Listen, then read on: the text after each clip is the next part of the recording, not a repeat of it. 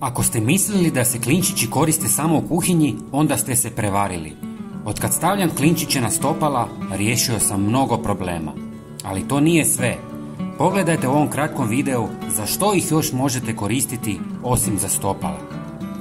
Prvo, u mlincu ćete usisniti jednu žlicu klinčića i jednu žlicu bosiljka kako biste dobili fini prah. Usitnjene biljke imaju pojačano djelovanje, intenzivniji miris i brže otpuštaju svoje hranjive sastojke. Klinčić posjeduje protuupalna, antibakterijska i antifugalna svojstva te djeluje kao sredstvo koje uništava bakterije i gljivice, pridonoseći smanjenju neugodnih mirisa. Bosiljak je koristan za kožu i stopala zbog svojih protuupalnih svojstva koja mogu ublažiti iritacije i crvenilo. Zahvaljujući svojim antiseptičkim svojstvima pomaže u suzbijanju infekcija i sprječavanju neugodnih mirisa na stopalima. Nakon toga, u samo 200 ml vruće vode dodajte usitnjeni prah i promiješajte kako biste stvorili snažan koncentrat. Ostavite da odstoji nekoliko sati kako bi se potpuno oslobodili svi hranjivi sastojci. Procijedite kroz gazu da biste dobili čistu tekućinu. Prijatelji, bilo bi nam drago kada biste nam napisali odakle nas gledate.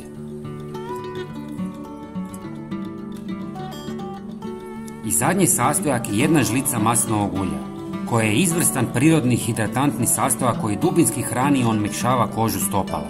Njegova bogata antioksidativna svojstva pomažu u zaštiti kože od štetnih vanjskih utjecaja. Također, maslinovo ulje može pomoći u umirivanju iritacija i omekšavanju zadebljane kože na stopalima. Sve promiješajte i napunite špricu. Sada ste napravili najbolje prirodno sredstvo za stopala bez kemikalija. Ovu mješavinu možete koristiti na rukama, nogama ili cijelom tijelu.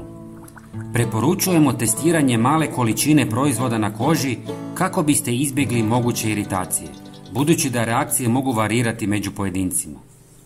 Ali to nije sve.